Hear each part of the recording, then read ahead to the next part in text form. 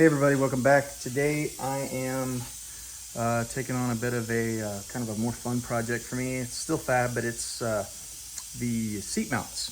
So I will turn the camera around and show you kind of the plan and what I'm working with. All right, so I chose to go with a low back 55 series Kirkey race seat. Here is the part number. 41900V vintage class bucket, and the reason is they just they kind of serve dual purpose, right? For me, my preference is race and street driving, some safety, and the high bolsters are definitely going to keep me in place. This is an 18-inch. This is one of the biggest ones they make. And this is just so not only I could fit with a 36 waist, but like if I want someone else to drive it or co-drive or passenger seats, it's just big enough for, you know, a lot of people. My C3 Corvette had a Sparco, a large Sparco, but it wasn't the US XL. So it was like, you know, I think the cross section was like 19 or something. Anyways, it was small with all the padding on it, and I barely fit, and some of my other buddies that would co-drive could not fit. So anyways, this is a great aluminum seat. I like it. I found them Facebook Marketplace. I think I picked both of them up for like $350 with the covers, and that's a steal. So today I am fabricating seat mounts, and I'm kind of insisting on reusing the factory sliders. I mean, why wouldn't I, right? The problem is that there's no lock on the on one side, and both sides are the same orientation. So there's no locking mechanism. I mean, there is, I guess, technically, if I could rig something up to like spring loaded and then tie it with a guide wire. One of the other guides that I've had in the past worked that way. But anyways, long story short, this is what I'm using. I'm going to give it a shot, see how it works, and go from there. So let me turn the camera around or get a little bit of progress, and I can show you what I did. So a couple things I need to keep into consideration is, one, the door panel and how far it comes in. Well, I'm going to do a little guessing for right now and look at pictures online, look at some of the pictures I took before I disassembled everything, look at the seats that were in here, the OEM seats, and see how they sat, because reality is whatever I take from here, I clearly lose on this side, and I need to leave a little bit of room for, you know, the e-brake console and miscellaneous carpet, sound deadener, just keeping those things in mind. So when this thing is all the way back at the angle that I want to sit it on, which is where it's at now, it kind of makes it easy. There's a couple of different orientations with the bend in the seat.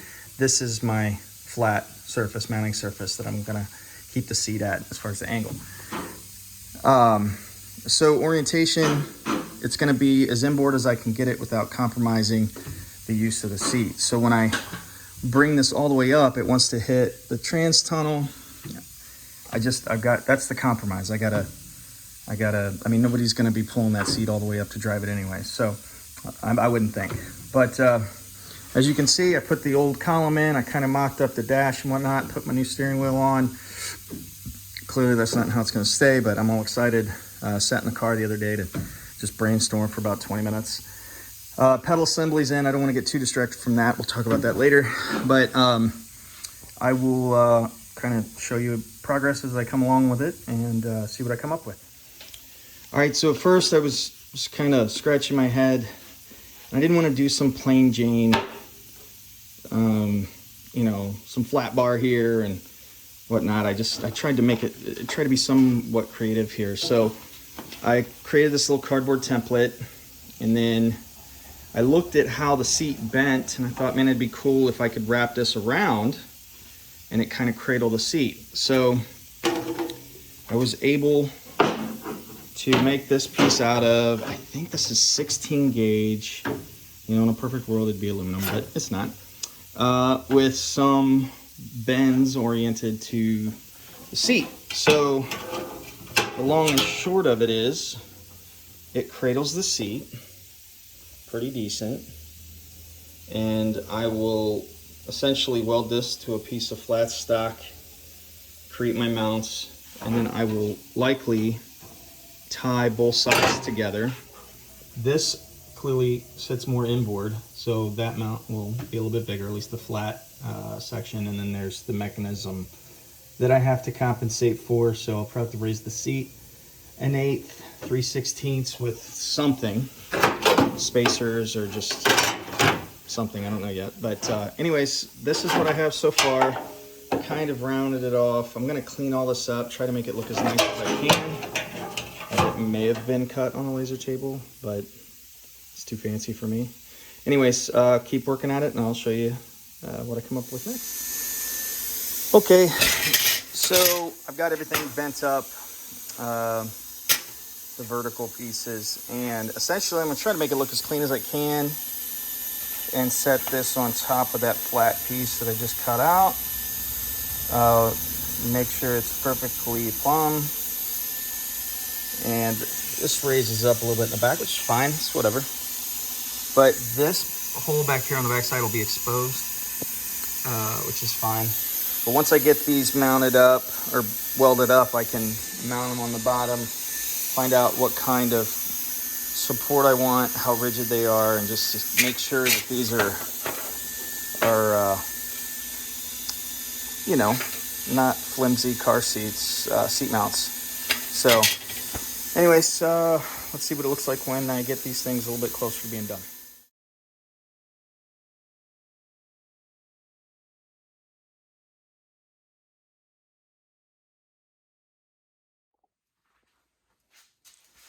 Okay, well, here is the mount that is approximately, got a bunch of splatter on the desk.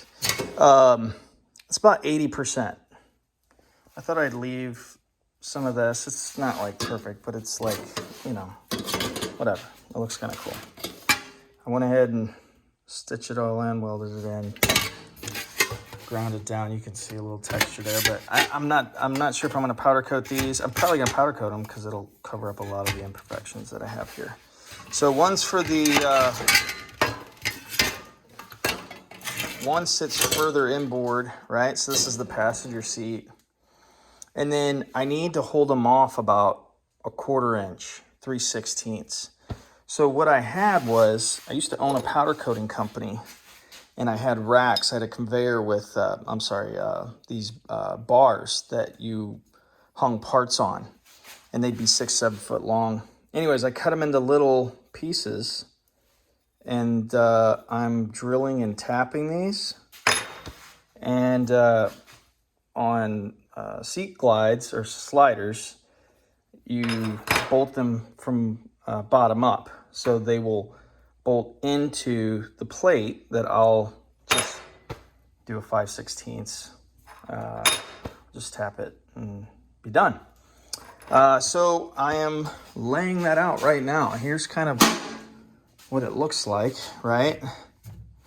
You can see it's not perfect, but I mean, this is coming out kind of cool if you ask me. I'm laying these out. I'm about to put the seat down and make sure that it fits before I locate everything in its place. So, but I mean, I gotta trim that up. I mean, there's still some adjusting that needs to be done, but honestly, I don't even think it goes up that far when the seat's in it. But anyways, let me get the seat in it. Let me get this thing, you know, fitted and kind of mocked up and see what it looks like.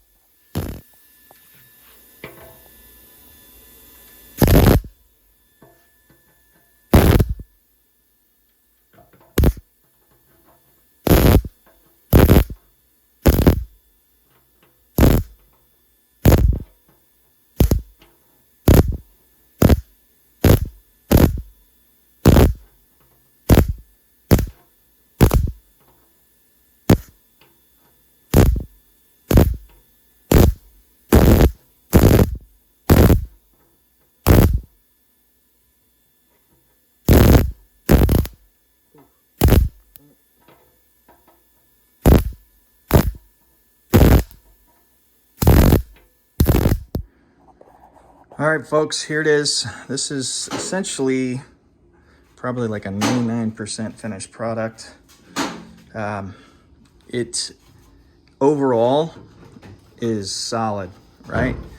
There is a little bit of play because this is a non-locking track and there's no way, you know, I mean, there's always a way, but there's no way that I'm willing to really put effort into to connect these two. There's even provisions for that locking mechanism. But that just would be, I just assume buy some aftermarket ones, right? So the whole idea was to save some money, be creative here and produce something kind of one-off and reuse the OE tracks. These tracks are like $200, $300, $400 in some instances, just because of the novelty and of it being a Corvette, and clearly the novelty of Corvette, right? So these things are in demand. You can get good money for them, and I'm like, no, I'm gonna reuse them. So anyways, effort, a lot of effort. I've got too many hours into this, but all in all, it's good. I've sat in it. These are gonna give me very little space once I put a helmet on and all the trim gets back in. I'll probably hit. The only other way to really make this any lower is to get rid of the track and just fix it to the floor. But as it sits right now, I can't, oh, come on. This is gonna be difficult to do with my hands. But this thing locks into place. I got 4 or 5 inches of travel. It's not going anywhere. It's pretty solid. Because of the play, I went ahead, I kind of brainstormed, and I'm gonna put a T-handle, like a Jergens lockable T-handle pin. And I'm just gonna drill 3/8 or whatever the diameter of that pin is, and it'll have a lanyard. So it might be, I just thought it might be a little cool deal to secure this. I mean, it's really not that bad, but I think when you're driving, you're probably gonna notice it. But I'll drill one hole on top and I'll just move it to where whoever's driving, if anybody else drives it, you know, they can move that pin, and I thought that might be a good addition to a solution, or a solution in addition to, rather. So anyways, that's it.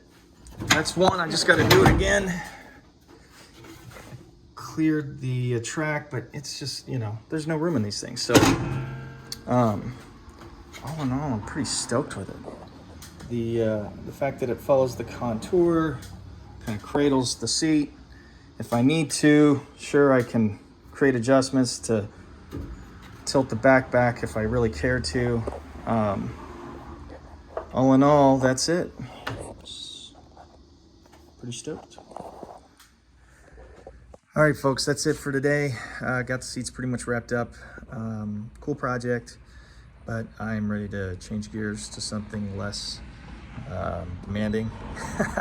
So anyways, went by the storage, picked up a box of interior parts, center console stuff, just so I can start mocking up with everything I need to make sure fitment's right. And then in those 2 boxes right there is my vintage air, so I can start mocking up under the dash, firewall, parts, and just working on layout. Got a steering column on the way, and some other small miscellaneous parts, we can start mocking that up. I've got a diff. I went ahead and got a Diff Rebuild on order. I'm gonna send my pumpkin out to Van Steel and have them do the stage 2 race upgrade, which includes basically a posi rebuild, the 30 spline axle stubs, safety wiring, everything, and I'm sure there's some other stuff, but I think I got a decent price on that. And then I got front hubs in production as well. So I've got front hubs, and then I got some other stuff, cool stuff I can share with you as far as that's concerned. So thanks for watching. I know this was a longer than normal video, and let me know what you think. If you have any questions, appreciate you guys coming along. Thanks.